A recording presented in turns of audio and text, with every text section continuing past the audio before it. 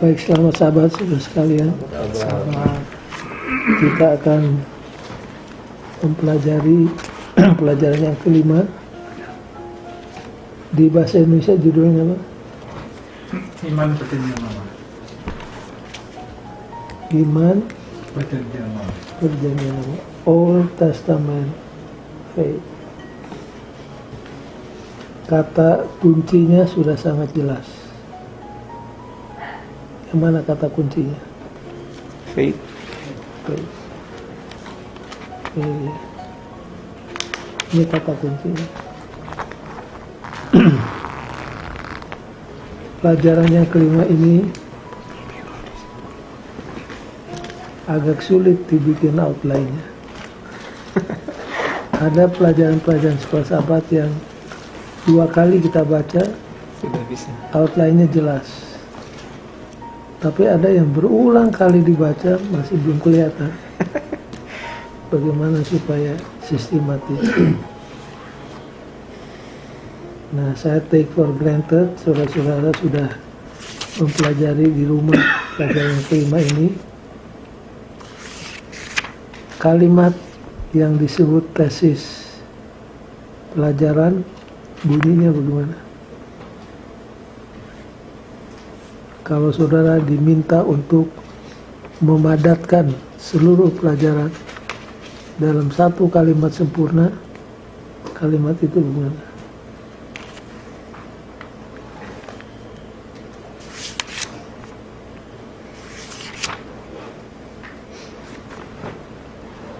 Coba baca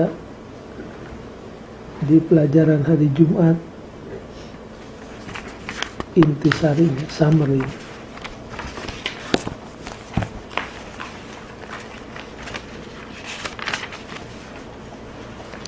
Melvin, Bahasa Inggris ya?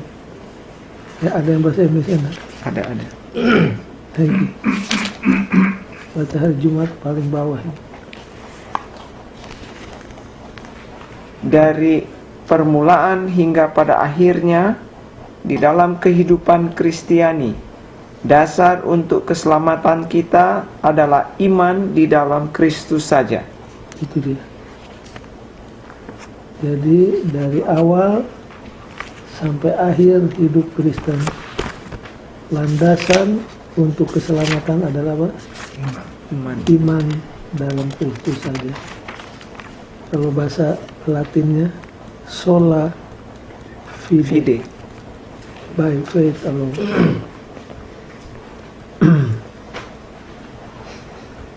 Apa problem yang ada di Galati sehubungan dengan pelajaran kita hari ini? Problemnya ialah ada yang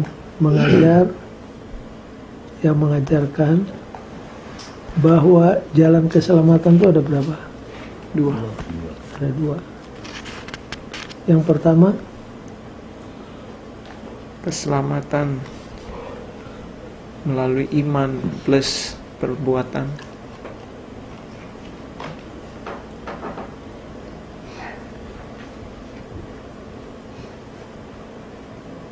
jadi ada false teachers, guru-guru palsu yang mengajarkan bahwa ada 2 cara untuk mendapat keselamatan. Yang pertama adalah cara di perjanjian lama. Mereka katakan di perjanjian lama keselamatan itu diperoleh dengan cara apa? Menurut kepada hukum. Nah, ini ajaran palsu ya.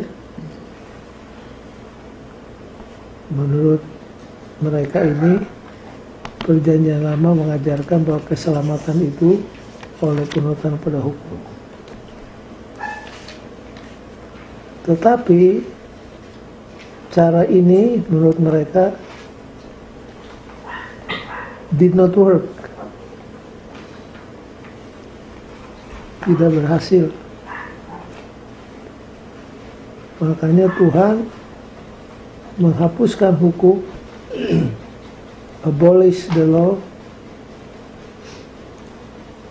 dan menjadikan keselamatan hanya mungkin oleh iman.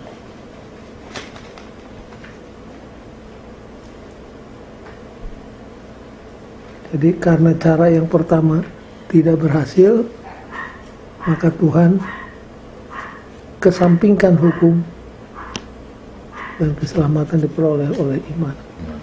Jadi ada berapa? 2. Nah, ajaran ini diterima oleh banyak anggota sidang di mana? Galatia. Di Galatia. Itu sebabnya Paulus menulis surat. Paulus katakan tidak ada dua cara keselamatan. Hanya ada satu cara keselamatan. Hanya ada satu Injil. Keselamatan itu hanya didapat melalui apa? Melalui iman. Itulah sebenarnya inti daripada buku atau suratan Paulus kepada sidang-sidang di Galatia. Nah, sampai sekarang masih ada orang-orang Kristen yang pengajarannya demikian. Oh, kalau perjanjian lama mengajarkan kita diselamatkan oleh penurutan kepada hukum. Tapi kita ikut perjanjian baru. Perjanjian baru katakan kita diselamatkan oleh anugerah melalui iman. Jadi menurut mereka ada berapa? Dua cara. Tapi kalau kita pelajari pelajaran filsafat hari ini, pelajaran kelima, Paulus menandaskan kepada jemaat Galatia bahwa there is only one gospel. Coba buka Galatia 1 ayat 7.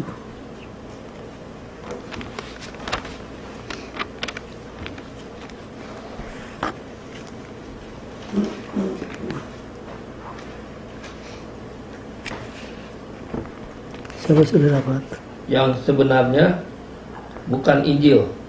Hanya ada orang yang mengacaukan kamu dan yang bermaksud untuk memutarbalikkan Injil Kristus.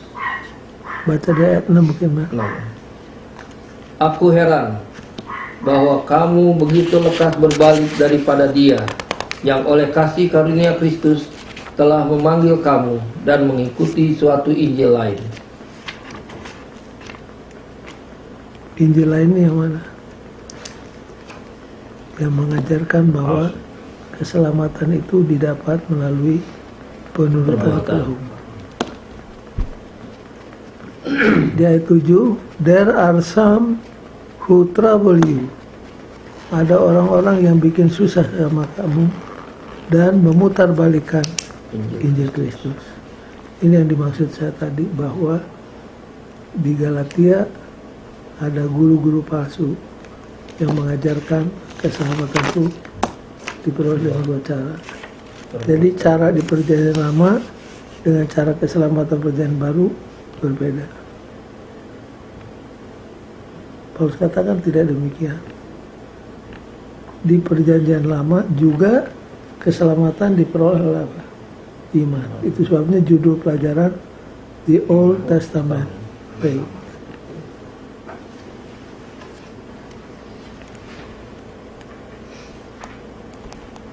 Next please.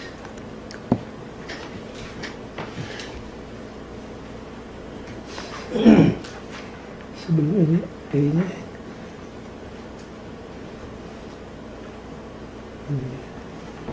jadi bagian pertama the bad news.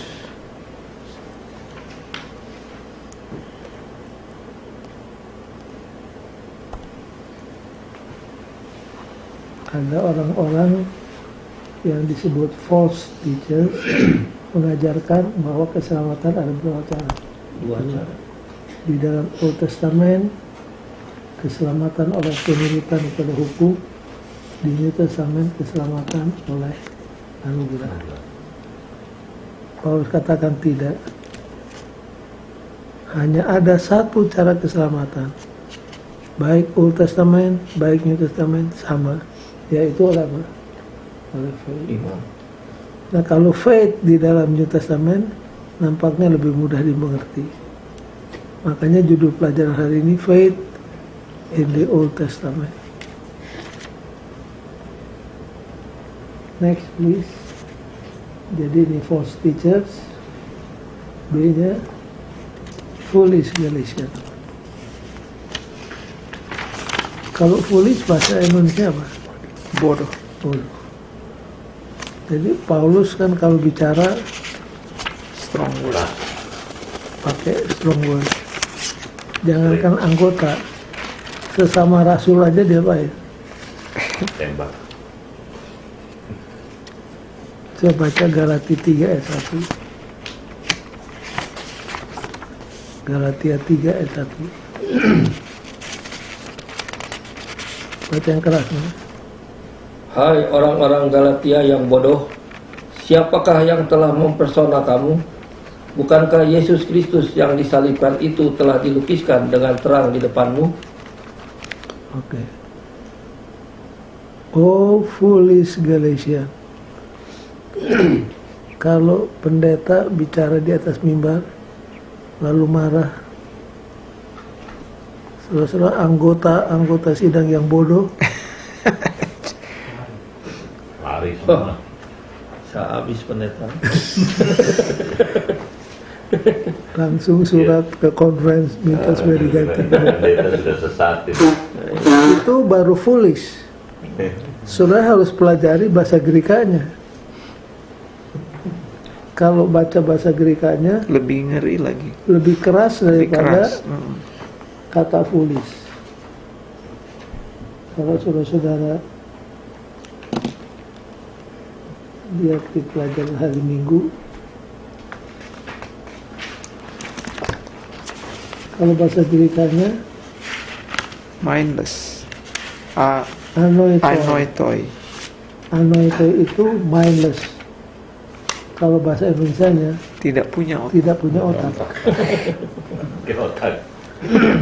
Mana lebih enak didengar, bodoh atau tidak punya otak? Bodoh masih ada otak.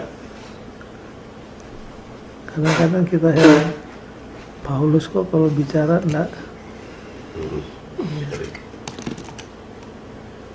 Nggak ada diplomasi. trei orang mana bilang. Bayangkan, hai orang Galatia yang tidak punya otak, itu kan keras. Saking marahnya Paulus. Karena Paulus sudah ajarkan keselamatan oleh anugerah melalui iman. Kok begitu cepat? Berubahnya itu begitu cepat. Seperti Paulus itu menyesal kenapa gampang sekali terpengaruh. Padahal pengajaran tentang keselamatan oleh anugerah sudah begitu jelas. Dasarnya adalah salib. Itu sejak awal Paulus ajarkan. Tapi tiba-tiba dapat laporan orang Galatia supaya terima different gospel. Jadi Paulus ini mungkin dalam kekagetannya, dia tidak pikir akan terjadi perubahan begitu cepat. Lalu kata yang kedua apa? Di pasal 3 ayat 1 tadi. Kata foolish, bahasa Grekanya tidak ada otak, mindless. Yang telah mempersona kamu. Nah, kalau bahasa Inggrisnya bewitched. Bewitched itu seperti kena sihir. Seperti kena sihir, implikasinya bewitched itu ada hubungan dengan siapa? Setan. Jadi sepertinya otak daripada orang-orang Galatia itu seperti terpesona oleh karena sihir yang datang dari setan, dari setan sendiri.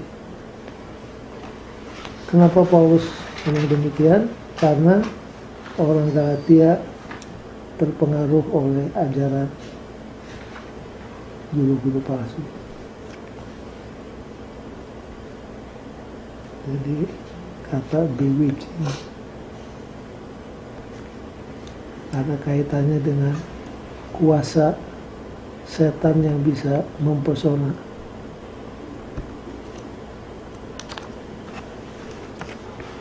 Next, please.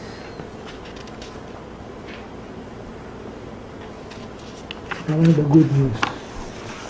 Tadi bad news tentang false teachers yang berhasil memperdaya orang Galatia. Sekarang good news. Paulus menulis surat kepada jemaat-jemaat di Galatia untuk menyanggah ajaran daripada guru-guru palsu.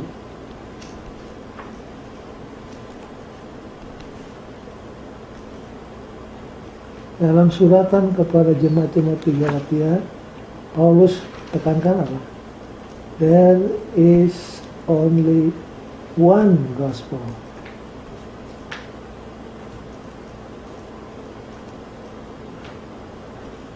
Kalau sudah dengar gospel, apa artinya gospel? Bahasa Indonesia apa? Injil. Apa itu gospel? Kabar. Good news. Kalau bahasa Grekanya, gospel itu berasal dari kata evangelion. Evangelis. Evangelion ini kata yang dipakai sehari-hari. Kalau satu keluarga anaknya lahir, buat mereka itu good news. Kalau seorang serdadu naik pangkat, itu good news. Pendeknya semua berita yang menyenangkan itu ada good news. Nah, kemudian penulis-penulis buku dan suratan perjanjian baru mengadopsi dan mengenakannya kepada Yesus. Seperti kata eklesia. Eklesia itu kata sekuler, bukan kata religius tadinya. Orang yang dipanggil untuk rapat di pemerintah disebut eklesia. Mereka yang dipanggil untuk ikut rapat majelis di kenegaraan itu eklesia. Jadi kemudian kata ini diadopsi dan dikasih konotasi agama. Jadi evangelion juga demikian. Evangelis orang yang membawa kabar yang baik. Nah, kalau orang mendengar kata gospel, biasanya dikaitkan kepada yang mana? 4 gospel. 4 riwayat hidup Kristus. Matius, Markus, Lukas, Yohanes. Tapi malam ini yang kita mau pelajari adalah Injil keselamatan di mana? Di Perjanjian Lama. Banyak orang Kristen sampai sekarang susah mau terima ini. Karena mereka mengira bahwa di Perjanjian Lama itu keselamatan didapat melalui apa? Penurutan. Padahal tidak demikian. Baik, sebelum kita masuk ke bagian berikutnya, kita harus jelas dulu apa artinya anugerah, apa artinya iman, apa artinya justification. Nah, ini sudah diulang-ulangi, dipelajari berulang-ulang. Saya harap by now semua kita sudah jelas. Kalau justification itu istilah yang dipakai di pengadilan. Pembenaran. Hakim menjatuhkan vonis. Biasanya 1 dari 2. Guilty, not guilty. Kalau not guilty, bahasa Inggrisnya acquitted. Bebas daripada segala tuduhan, bebas daripada segala kesalahan. Nah, justification itu kalau bahasa sehari-harinya adalah acquittal, dibebaskan daripada segala tuduhan dan kesalahan. Tapi lebih dari itu, justification lebih daripada hanya diampuni. Jadi justification is more than pardon. Dianggap tidak bersalah. Mengapa? Dianggap tidak bersalah. Karena kalau seorang dijustify, bukan cuma diampuni, dia diperlakukan seolah-olah tidak pernah berbuat dosa. Bayangkan, kita punya hidup yang begitu hitam, begitu keji, karena kita terima Yesus sebagai Tuhan dan Juru Selamat, maka kita bukan cuma diampuni, tapi diperlakukan oleh Tuhan seolah-olah kita tidak pernah berbuat dosa. Artinya kita mulai dengan clean slate. Nah, heran kalau Yesus katakan, kamu harus apa? Lahir kembali. Jadi bayi kembali. Apa keistimewaan bayi, Bro? Tidak punya masalah. Tidak berdosa. Kalau Paulus, barang siapa yang hidup dalam Kristus, dia menjadi Ciptaan baru. ciptaan yang baru. Petrus Mengambil bagian di dalam dalam sifat ilahi. Itu artinya justification. Di Alkitab, siapa contoh yang sangat jelas yang Alkitab katakan orang ini pulang ke rumah dibenarkan, dijustify. orang pemungut cukai.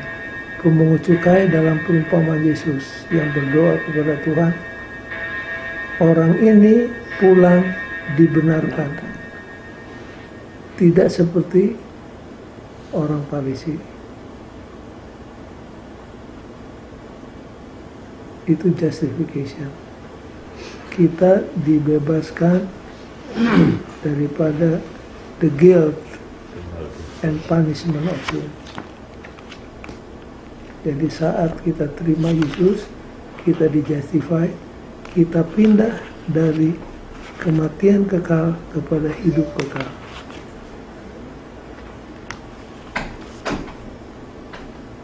Jadi hidup kekal kapan mulai? Saat menerima Saat Yesus. kita terima Yesus. Kematian yang besok lusa kita akan alami itu adalah apa? Brief interruption, tidur Sementara. sementara. Akibat dosa. Nah, kalau dalam istilah bisnis, tadi dalam istilah hukum, dalam istilah bisnis Dikreditkan. dikreditkan. Jadi kebenaran Kristus Dikreditkan. dikreditkan kepada account kita. Inilah artinya diselamatkan oleh anugerah. Karena ada yang bilang kita harus suci, harus sinless, harus tidak bercacat celah. Bukan itu. Kita diselamatkan oleh anugerah artinya jubah kita yang kotor, yang seperti kain nara, itu diambil, diganti dengan jubah siapa? Kristus. Jubah Kristus. Jubah Kristus itu tabiat Kristus, kebenaran Kristus yang sempurna. Jadi waktu Tuhan lihat kita, dia tidak lihat jubah kita yang kotor seperti kain nara. Yang dilihat Tuhan adalah kebenaran Kristus yang dihisapkan. dalam hidup kita, dalam diri kita. Jadi kalau kita terima Kristus, Tuhan tidak lihat lagi kekotoran kita. Tuhan lihat kebenaran Kristus yang dihisapkan menjadi kebenaran kita. Jadi dengan demikian keselamatan itu totally by grace. Yes. Nah, walaupun demikian masih banyak di gereja Advent, baik anggota, baik pendeta yang sampai hari ini Belum mau terima. belum mau terima. Masa iya begitu?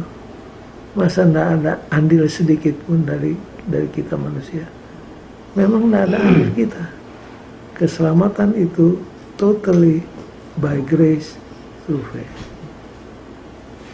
Kebenaran Kristus dihisapkan menjadi kebenaran kita. Itu Justification. justification.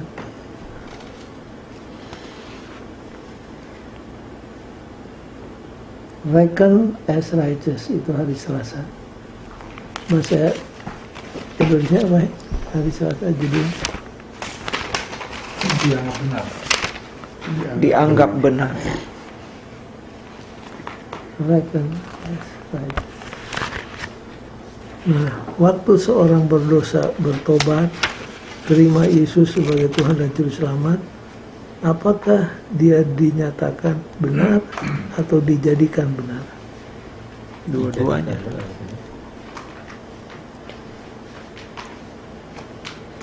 Atau dua-duanya? Dua-duanya. Kita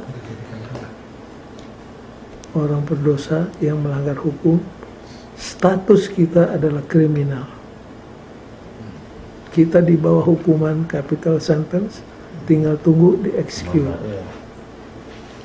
Jadi itu status kita di hadapan hukum, kita adalah kriminal. Tapi setelah kita terima Yesus, status kita diubah. Dibenarkan. Bukan kriminal, kamu saint, yang dibebaskan daripada guilt dan punishment of sin. Jadi status kita berubah. Tapi bukan cuma status. Paulus katakan barang siapa yang hidup dalam Kristus, ia menjadi kejadian yang baru. Jadi terjadi transformation of nature. Bukan modifikasi. Kalau mobil kan dimodifikasi. Kalau baju ditambal sulam. Tapi kekristenan adalah Brand new. brand new. Ciptaan yang baru. Lahir baru. Hati yang baru, kata Nabi, kata Yehezkiel. Ambil bagian dalam sifat-sifat ilahi.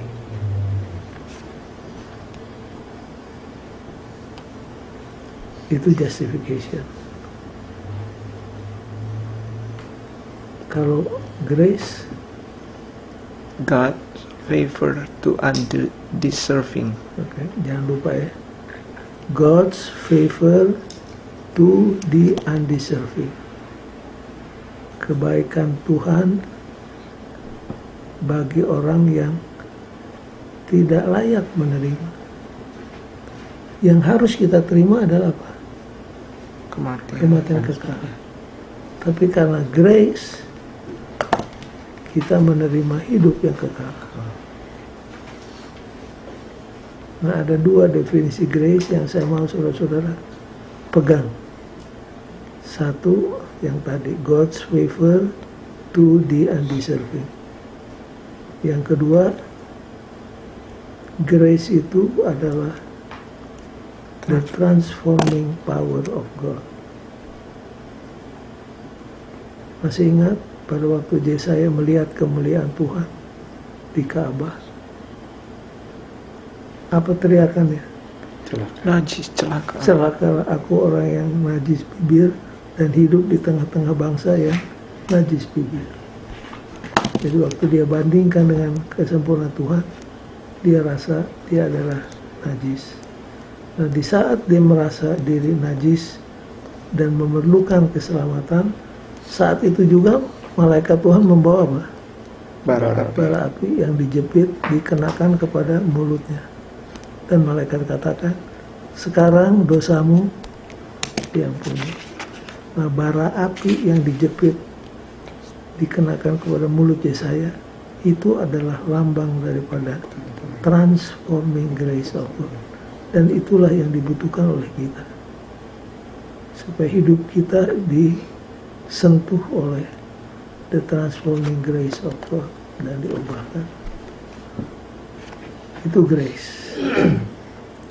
Apa itu faith? Nah, orang biasanya kalau ditanya kasih definisi iman, orang biasanya refleksnya ke Ibrani 11 ayat 1. Tidak salah, itu benar, tapi jangan berhenti di situ. Nah, kalau saudara ditanya what is faith, apa definisi faith? Percaya kepada sesuatu yang tidak kelihatan. Nah, itu Ibrani 11. Tidak salah. Trusting to God. Inti esensi daripada iman adalah apa? Trusting. Trust. Bahasa Inggrisnya apa? Bergantung. Bergantung. Kita bergantung sepenuhnya kepada siapa? Kepada Tuhan. Jadi iman yang dimaksud di dalam dihubungkan dengan keselamatan ini bukan sekedar mental assent to a series of truth, bukan sekedar mempercayai secara mental serangkaian kebenaran. Bukan hanya itu. Faith itu menyangkut personal relationship dengan Tuhan.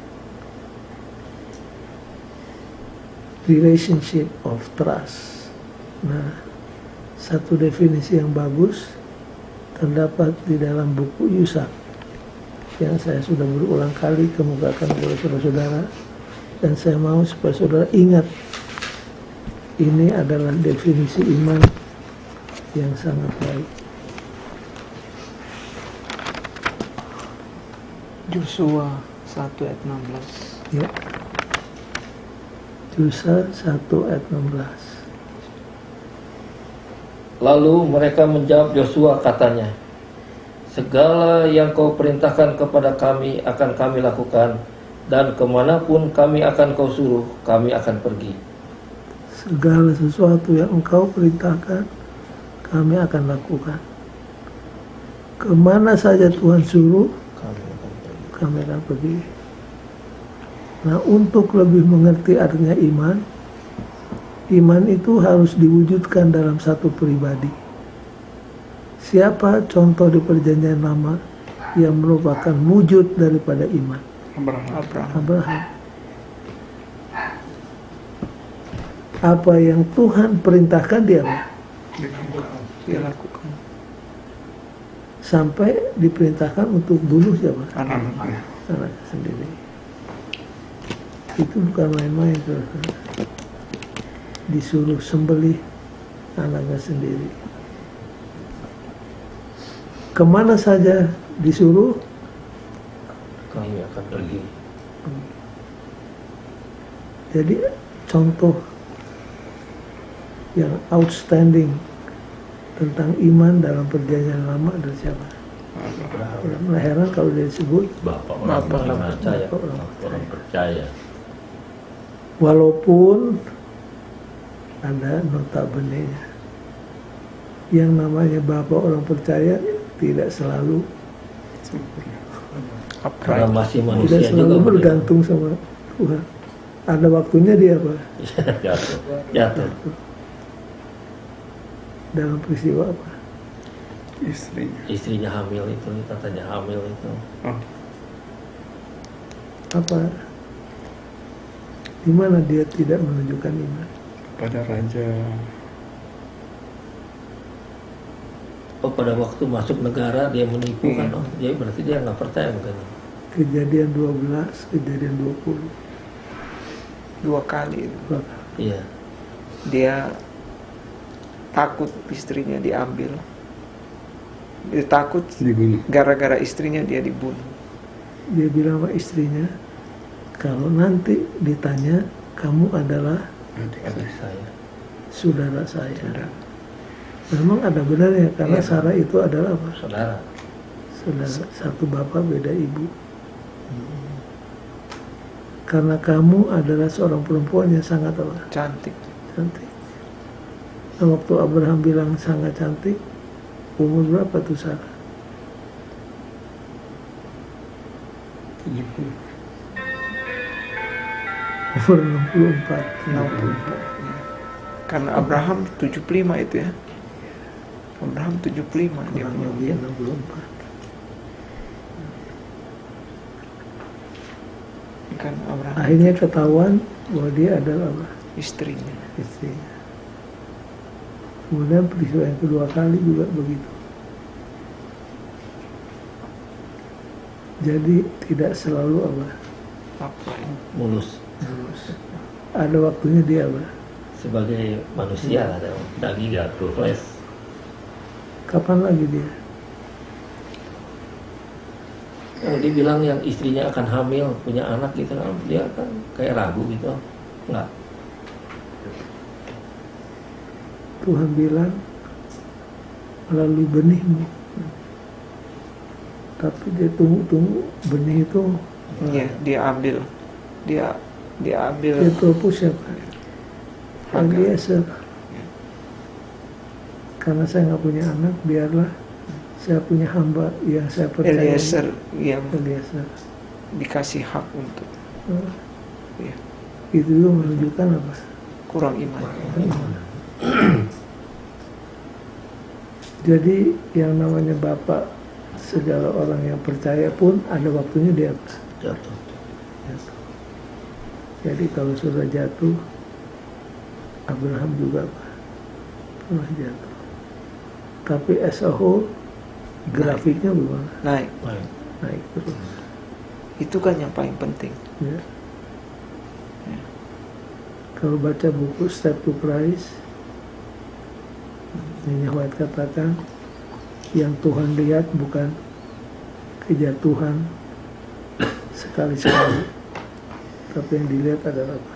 The trend The trend dalam hidup kita harus naik.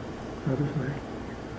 Dan jangan lupa, yang akan membawa kita ke surga bukan kebenaran kita, kebenaran siapa? Kristus.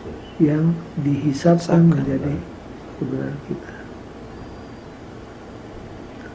Dan dosa kita Akan dibuang ke dalam tubir. kalau Kristus punya kebenaran dihisapkan jadi kebenaran kita, Dosa dosa kita kita ditanggung oleh Yesus. Yesus. Suratan mana yang memberikan ilustrasi ini? Yesaya. Filemon. Transfer. Paulus bilang kepada Filemon apa? Kalau Onesimus masih berhutang kepada kamu, Tanggungkan itu. Bayarlah kepada kawan saya. Charge kepada Charge. Charge kepada to my account. Itu kan bahasa bisnis. Misalkan Melvin berhutang kepada Hengki, lalu saya katakan, Heng, hutangnya charge to my account. Jadi sekarang yang berhutang siapa? Bebas. Saya. Melvin free. bebas. Itu sebabnya di lagu Sion ada lagu yang kita nyanyikan, Yesus telah bayar hutang dosaku. Itu lagu kalau direnungkan sangat dalam artinya. Yesus telah bayar hutang dosaku. Berapa hutang dosa kita? Baca Matius 18. 10.000 talenta itu dibayar semua. Tanya, apa beda iman orang Islam dan iman orang Kristen? Karena mereka juga kalau kita dengan mereka punya kuliah subuh, kebetulan saya sering di TV, saya sering dengar juga. Jadi mereka bicara mengenai iman. Imannya Abraham juga mereka sebutkan mengenai Ibrahim, tapi mereka bicara Ismail bukan Ishak. Ya. Jadi apa bedanya sih? Apakah sama punya iman karena mereka juga percaya sama dengan Kristen atau kita punya takaran iman? Iman itu penggunaannya ada beberapa. Share your faith. Apa artinya? bagi iman gitu. Bagi Apa yang dibagi? Kepercayaan. kepercayaan. Jadi iman dalam satu hal bisa berarti Percaya. kepercayaan doktrin kita. Doktrin. Membagikan iman. Nah, dalam hal ini iman berarti doktrin. Apa yang kita percayai, apa yang kita yakini, kita share dengan orang lain. Itu salah satu arti iman. Nah, yang sedang kita pelajari sekarang adalah iman yang lebih daripada hanya sekedar percaya secara intelek. Ya, iman itu yang kita pelajari sekarang adalah hubungan yang hidup, yang erat dengan siapa? Yesus. Yang Yusak tadi katakan, pasal 1 ayat 16. Apa yang Tuhan katakan, saya akan lakukan. Kemana Tuhan suruh, saya akan pergi. Jadi ini menyangkut pengalaman.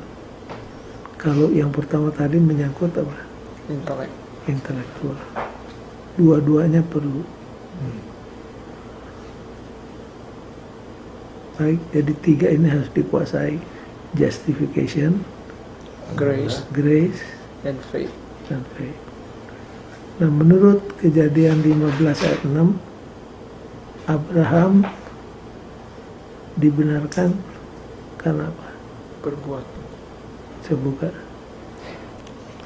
Abraham believed the Lord and he credited it to him as a righteousness. Kepercayaannya, imannya. Bahasa Indonesianya, Lalu percayalah Abraham kepada Tuhan, maka Tuhan memperhitungkan hal itu kepadanya sebagai Sebagai kebenaran. Memperhitungkan. coba buka hari Selasa. Pelajaran hari Selasa, paragraf terakhir. Alkitab dengan jelas menyatakan bahwa penurutan Abraham bukanlah dasar pembenarannya, Jadi melainkan hasil dari pembenaran. Dia tidak melakukan sesuatu agar dia dibenarkan. Dia melakukan karena dia telah dibenarkan. Pembenaran menuntun kepada penurutan, bukan sebaliknya. oke, itu kesimpulannya. Keterangan awalnya baca paragraf pertama ya. Yang paling atas. Ya. Abraham adalah tokoh utama dalam Judaisme. Bukan saja bapak bagi bangsa Yahudi, tetapi orang Yahudi pada zaman Paulus juga melihatnya sebagai model mula-mula dari orang Yahudi yang sesungguhnya. Jadi orang Yahudi selalu membanggakan dirinya sebagai apa? Turunan Abraham. Kami Turunan. ini adalah benih Abraham. Abraham. Kami benih Abraham. Sampai akhirnya dikatakan, siapa yang bilang? Jangan bilang aku benih Abraham, aku benih Abraham. Tuhan bisa bikin apa? Batu. Batu-batu jadi benih Abraham. Terus Banyak yang meyakini bahwa ciri khasnya ada dalam penurutannya.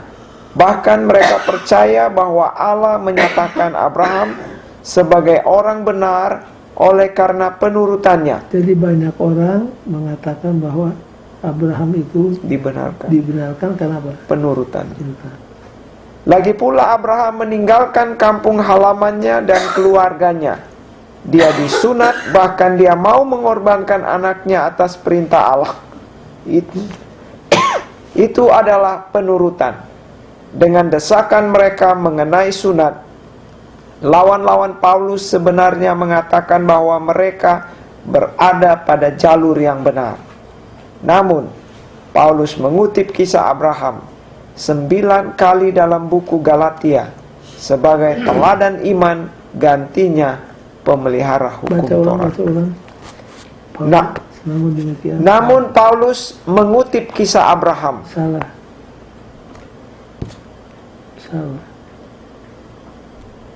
Ya, ini. Bahasa Inggrisnya turn the table. Jadi banyak orang mengatakan bahwa karena Abraham ini dipanggil keluar dari Ur, dia keluar, disuruh disunat, dia disunat, disuruh korbankan Ishak, dia korbankan. Jadi kesimpulannya Dia menurut. Abraham itu dibenarkan karena Penurutan. Tapi di suratan kepada Galatia, Paulus membalikkan meja. Itu apa kalau bahasa Inggrisnya turns the table. Turns the table maksudnya kepercayaan mereka itu diapain? Balik. Dibalikkan. Bacain. Namun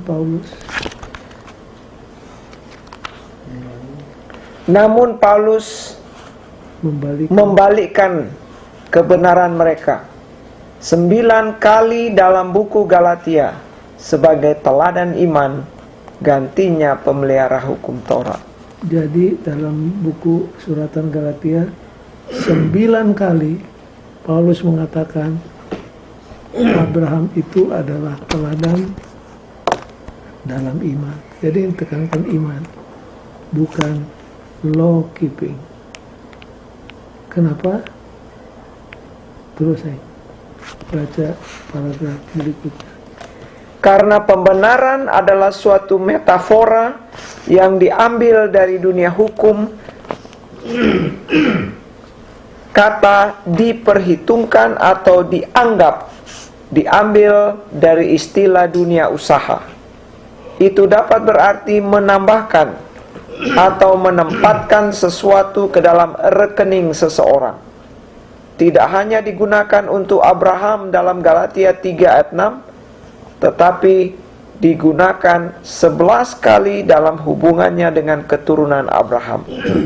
Beberapa terjemahan Alkitab menerjemahkan sebagai diperhitungkan, dianggap, atau dihisapkan.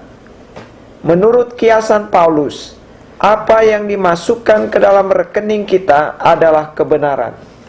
Pertanyaannya adalah, atas dasar apakah Allah menganggap kita sebagai orang benar? Nah, atas dasar apakah Tuhan menganggap kita sebagai orang benar?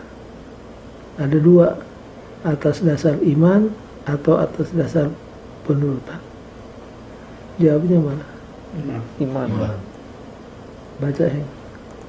Tentu saja bukan berdasarkan penurutan, seperti yang lawan-lawan Paulus ajarkan. Tidak peduli apa yang mereka katakan tentang penurutan Abraham, Alkitab mengatakan bahwa karena iman, Abraham, Allah menganggap dia sebagai orang benar. Nah, konklusinya. Alkitab dengan jelas mengatakan bahwa penurutan Abraham bukanlah dasar pembenarannya, melainkan hasil dari pembenarannya. Dia tidak melakukan sesuatu agar dia dibenarkan. Dia melakukan karena dia telah dibenarkan. Pembenaran menuntun kepada penurutan, bukan sebaliknya. Jadi saudara-saudara, harap ini jelas kepada kita. Kita menurut hukum bukan supaya selamat, tapi karena kita sudah diselamatkan. Jadi keselamatan datang lebih dahulu, baru nyusul apa? Penurutan. Jadi penurutan bukan akar keselamatan, penurutan adalah buah keselamatan. Nah, ini doktrin diajarkan bukan hanya di Perjanjian Baru, di Perjanjian Lama, yaitu dalam kehidupan Abraham. Jadi Abraham adalah an example of faith. The call of Abraham merupakan illustration of justification by faith. Next, please.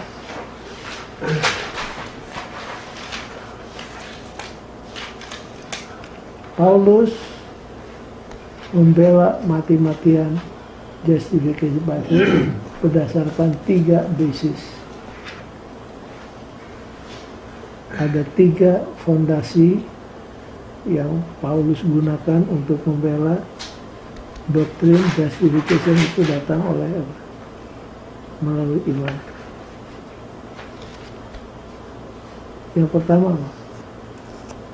Asulan. Ini pelajaran hari Senin.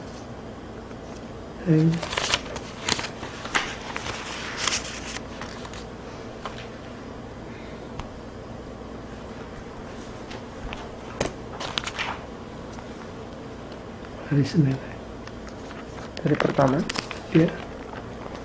Sedemikian jauh dalam suratnya kepada jemaat di Galatia, Paulus mempertahankan Injil pembenaran oleh iman dengan mengingatkan mereka pada kesepakatan yang disetujui oleh para rasul di Yerusalem. Oke, itu bicara tentang apa? Konsili Kesepakatan para para rasul. rasul di Yerusalem. Ini yang mana ini? Kisah Tentang- pasal yang ke 15. 15. Apa isi inti daripada kisah 15? Jadi mereka bikin rapat. Kalau sekarang General Conference. Isunya adalah bahwa orang kafir yang sudah jadi Kristen harus disunat supaya selamat. Selamat. Nah, kemudian dibawa di dalam rapat di Yerusalem. Ini rapat besar tahun 49 ya. Kisah pasal 15. Intinya adalah ayat yang ke-11. Kisah 15 ayat 11. Melvin? Sebaliknya, kita percaya bahwa oleh kasih karunia Tuhan Yesus Kristus kita akan beroleh keselamatan sama seperti mereka juga. We believe that through the grace of the Lord Jesus Christ we shall be saved. Jadi di dalam rapat General Conference di Yerusalem, ini keputusan. Kita meyakini bahwa kita dapat keselamatan by grace of Jesus Christ. Itu intinya. Jadi waktu Paulus menulis kepada Galatia, dia mengacu kepada konferensi. Surah Galatia, ingat, para rasul telah mengadakan permusyawarahan di Yerusalem dan menegaskan bahwa keselamatan itu datang oleh anugerah. Jadi basis yang pertama adalah kesepakatan di mana? Yerusalem. Masih ingat di dalam sejarah gereja Advent kapan itu? 1888 di Minneapolis.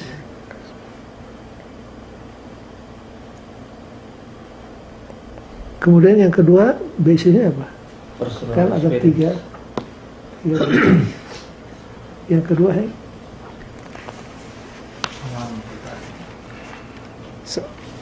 Terus itu. ya. Dan pada pengalaman pribadi yang dialami sendiri oleh orang Galatia.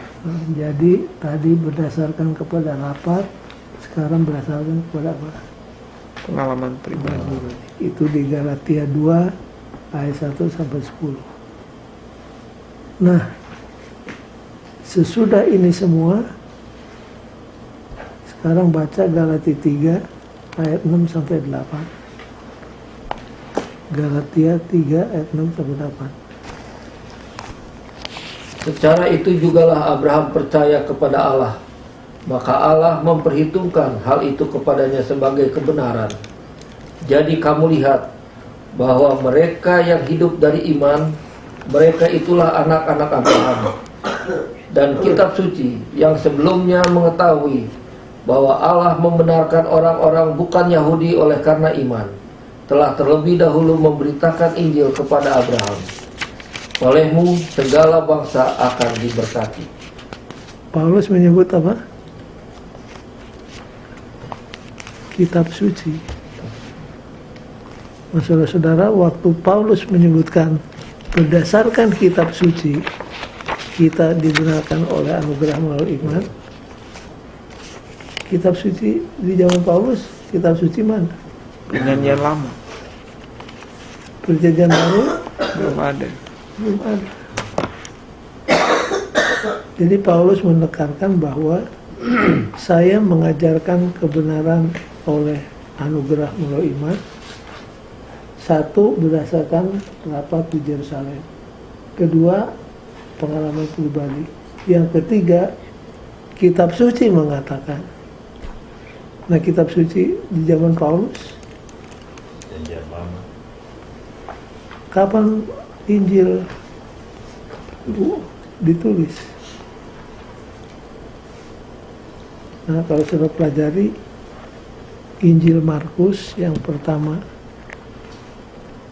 dari 4 Injil yang ditulis, itu ditulis tahun berapa? 65. Markus tahun 65. Galatia ditulis kapan? 458. 58. Jadi mana lebih dulu, Galatia atau Markus? Galatia. Galatia. Ya. Beda berapa tahun nih? 7 58 65 7 Beda tahun. 15 tahun. 15 tahun. Saya buka hari Senin nih. Berarti dia hitung Buka hari Senin. 49. Ya. Buka hari Senin. Paragraf kedua.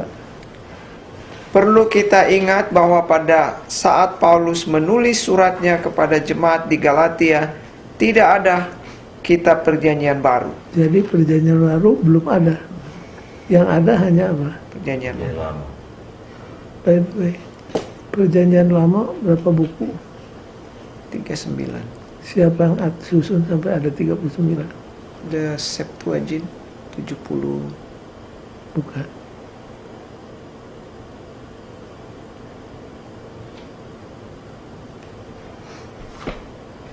Siapa yang memprakarsai sampai perjanjian lama itu 39 buku? Di zaman siapa itu sudah ada?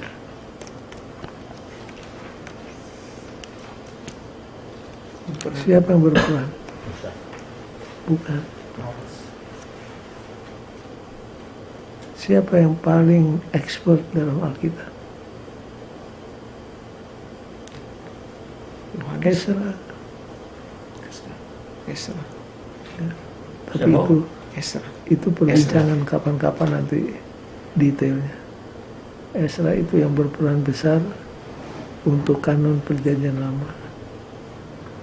Jadi di zaman Paulus perjanjian lama sudah ada, perjanjian baru belum ada. Nah, yang bicara tentang iman anugerah dan Perjanjian lama. perjanjian lama, Yang kan di Galatia 3 ayat 68 tadi katakan Besar bagi menurut perjanjian lama. kitab suci. Nah, kitab suci yang mana? Perjanjian lama. Perjanjian lama. Jadi Paulus itu dengan tegas hendak melawan ajaran nabi palsu yang mengatakan bahwa di perjanjian lama keselamatan itu diperoleh melalui apa? Penutupan. Enggak. Ya, aslinya. Baca terus saya. Sambungannya. Paulus adalah salah satu penulis perjanjian baru yang terdahulu. Injil Markus kemungkinan yang terdahulu dari keempat Injil. Tetapi kemungkinan besar belum ditulis hingga Paulus meninggal sekitar tahun 65. Itu Injil Markus. Yakni 15 tahun setelah surat Paulus kepada jemaat di Galatia ditulis. Demikianlah saat Paulus menyinggung mengenai kitab suci, yang ada dalam pikirannya hanyalah kitab perjanjian lama. Jadi jelas ya. Jadi Paulus itu sangat hebat. Saya baru baca lagi buku ini, ditulis oleh Barclay, bukan Advent, tapi orang yang konservatif. William Barclay, The Letter to Galatians and Ephesians. Dia ceritakan tentang siapa Paulus yang hebat, seorang yang brilian. Jadi tiga dasar Paulus untuk membela doktrin justification by faith. Konferensi di Yerusalem menyangkut para rasul, kemudian personal experience. Yang ketiga Old Testament. Abraham adalah contoh example of faith. Ada 3 pelajaran dari kehidupan Abraham. Nah, 3 pelajaran ini semuanya ada di buku, tinggal saudara baca. Apa-apa itu 3 pelajaran? Mengetahui bahwa kita diselamatkan oleh kasih karunia melalui iman di dalam Kristus harus membuat kisah Abraham sebagai satu batu ujian untuk masing-masing kita. Oke, lompat ke angka 1. 3 pelajaran iman. Oke. 3 pelajaran iman dari kisah Abraham. Yang pertama, Paulus menggunakan Abraham sebagai contoh tunggal untuk iman yang benar, merupakan gagasan. lompat ke angka 1. 1. Bagian pokok dari kritis yang diungkapkan kisah tentang menghidupkan kehidupan iman adalah bahwa hal itu lebih daripada sekedar kepercayaan kepada Tuhan. Jadi iman adalah lebih daripada sekedar percaya kepada Tuhan. Itu adalah apa? Baca. Tetapi merupakan hubungan dengan Tuhan. Jadi iman itu bukan sekedar percaya secara intelektual, tetapi adalah apa? Hubungan. Atau hubungan dengan bawahi. Terus Iman adalah membuka pikiran dan hati Anda untuk memiliki hubungan pribadi dengan Tuhan. jadi ingat, iman bukan hanya sekedar kepercayaan. Iman adalah hubungan yang hidup dengan siapa? Nomor 2. Kita menemukan dalam kisah Abraham bahwa dari waktu ke waktu Abraham menyatakan informasi yang semakin spesifik tentang janjinya. Awalnya Ada yang salah ya? Baca ulang. kita menemukan dalam kisah Abraham bahwa dari waktu ke waktu Allah menyatakan informasi yang semakin spesifik tentang janjinya. Jadi janji Tuhan itu dinyatakan lebih lama, lebih jelas, lebih lama, lebih jelas. Increasingly, ya, reveal increasingly specific information about His promise. Lain. Janji Tuhan lebih hari lebih nyata. Yang ketiga, janji Allah kepada Abraham untuk menjadi bapa dari satu bangsa yang besar melalui seorang anak yang lahir dari rahim istrinya yang sudah lama kehilangan kemampuan reproduksi bertentangan dengan logika dan akal sehat manusia. jadi janji Tuhan seringkali tidak masuk ke Akal Logik akal manusia. Nggak heran Sarah sendiri bagaimana? ketawa. Tertawa dia waktu Tuhan katakan engkau akan punya anak dari siapa? Dari sana. Makanya anaknya dikasih nama siapa? Apa? Ishak. Tertawa. Bukan cuma tertawa biasa, tertawa terbahak-bahak. Bahak-bahak. Itu nama Ishak. Berapa tahun Ishak ditunggu? 25. 25 tahun. Lama itu saudara nunggu baby. Kalau manusia zaman sekarang, kalau mesti tunggu 25 baru 3 tahun udah angkat anjing. Anjingnya diangkat jadi anaknya. Udah nggak sabar. Tapi Abraham tunggu berapa tahun? 25. 25. Itu long time. 1/4 abad. Dia tunggu. Karena janji Tuhan seringkali bertentangan, tidak masuk di akal secara logika. Tapi Abraham apa? Percaya. Disuruh keluar dari mana? Dari Ur.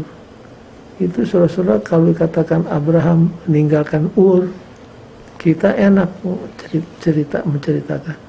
Tapi buat Abraham, meninggalkan Ur itu pengorbanan habis-habisan. Comfort zone untuk dia. Itu comfort zone-nya Abraham.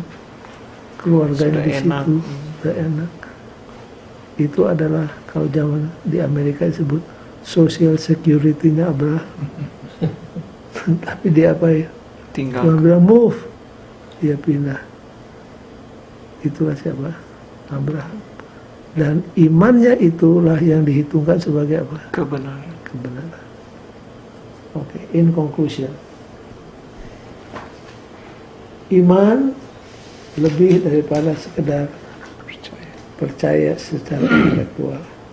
Iman menyangkut hubungan pribadi kita dengan siapa? Tuhan. Seperti Abraham. Apa yang Tuhan suruh, dia buat. Kemana Tuhan suruh, dia pergi. Itulah Abraham.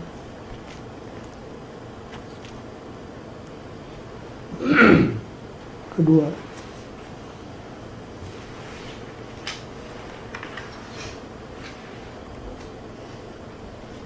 sebab mengapa banyak orang hesitant, enggan untuk menerima doktrin justification by faith. Kenapa? Kenapa masih ada orang seperti yang di Galatia sekarang ini yang kalau ditanya, kamu diselamatkan oleh apa? Oleh anugerah dan perbuatan.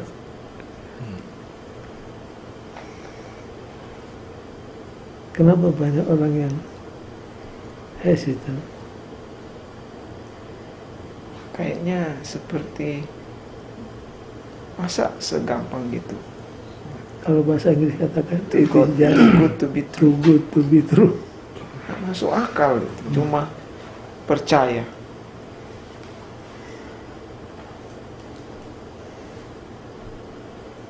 Masa tidak ada andil kita untuk keselamatan? Kalau baca Efesus 2 ayat 8 sampai 10, Memang nggak ada. kita diselamatkan oleh anugerah melalui iman. Dan itu bukan hasil pekerjaanmu. Itu adalah semata-mata karunia Hadiah. dari Tuhan. Hadiah. Itu. Kalau Yesus mengajar, jangan lupa, dia tidak selalu memakai apa yang disebut format propositional. Kalau khotbah di atas gunung kan, itu namanya proposition. 1, 2, 3. Yesus sering menggunakan apa? Ilustrasi. Perumpamaan. Perumpamaan. Perumpamaan mana yang diucapkan oleh Yesus yang mengajarkan bahwa keselamatan itu by grace? Perumpamaan yang sangat terkenal.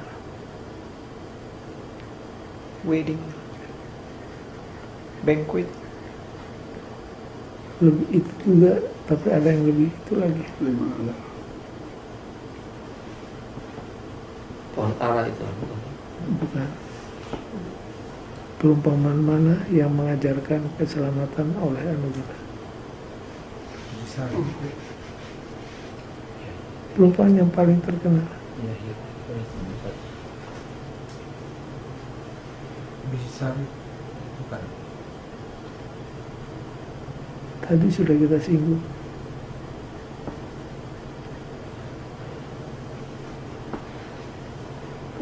Waktu anak hilang kembali, Oh. bapaknya nggak bilang, kamu sih kerja dulu setahun bayar utang, baru masuk ke rumah ini. Iya. Tidak, begitu dia Pesta. kembali, yang lari siapa? Kakak. Yang tua. yang di rumah. Itu melanggar adat orang Yahudi. Iya. Orang tua kehilangan wibawa kalau dia berlari. Tapi dia lihat anaknya, dia apa? Lari. Dia berlari. Langsung diambil apa? Jubah. Maaf. Langsung diterima. Jadi waktu saya bilang, wah itu orang, Pak, baca ini Lukas pasal yang ke-15. Inilah Pak ajaran Yesus. Cuma Yesus mengajarnya pakai perumpamaan. Lalu ayat emas mengatakan, supaya barang siapa percaya akan diselamatkan.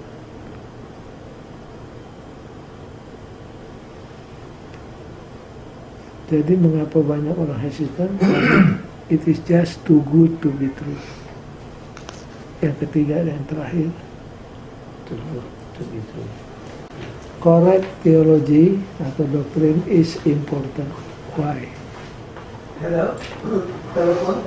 Doktrin yang benar itu perlu atau tidak? Perlu. Karena ada yang katakan yang perlu ada pengalaman.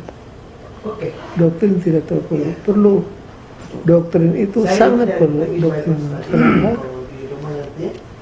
Karena kalau doktrinnya salah, perilaku bisa Salah. salah.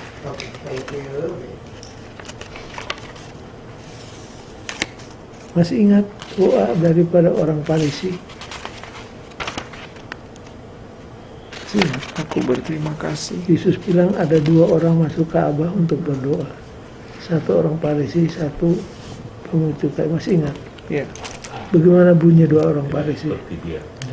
Aku buat ini buat itu. Dan tidak seperti. Bersyukur karena saya bukan perampok, pemeras, penzina, pembunuh. Bahkan saya tidak seperti orang itu.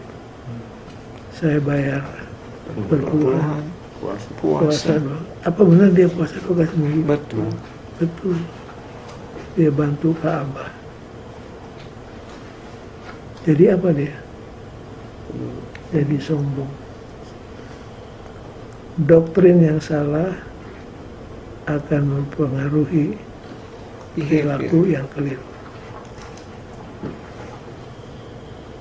Kalau kita mengajarkan keselamatan oleh karena perbuatan kita, kita jadi apa?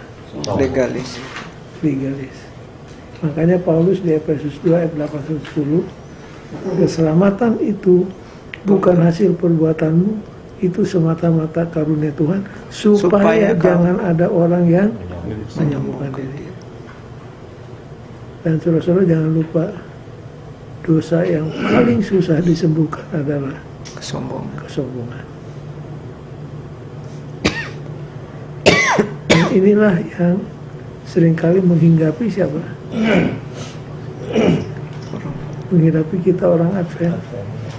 Dan kita merasa punya doktrin Sabat, doktrin Ka'bah, investigatif judgment yang tidak diajarkan di gereja lain. Jadi ada kecenderungan kita jadi apa? Sombong. Dan itulah dosa yang paling susah untuk disembuhkan. Kenapa Yesus ngomongnya keras sama orang Farisi? Karena spiritual pride ini. Apa yang membuat Laodikia hampir dimatikan? Spiritual pride. Makanya correct theology is important. Bahwa kita diselamatkan oleh anugerah. Kalau kita diselamatkan oleh anugerah, apa yang kita mau sombongkan? Harusnya kita mati dikasih anugerah.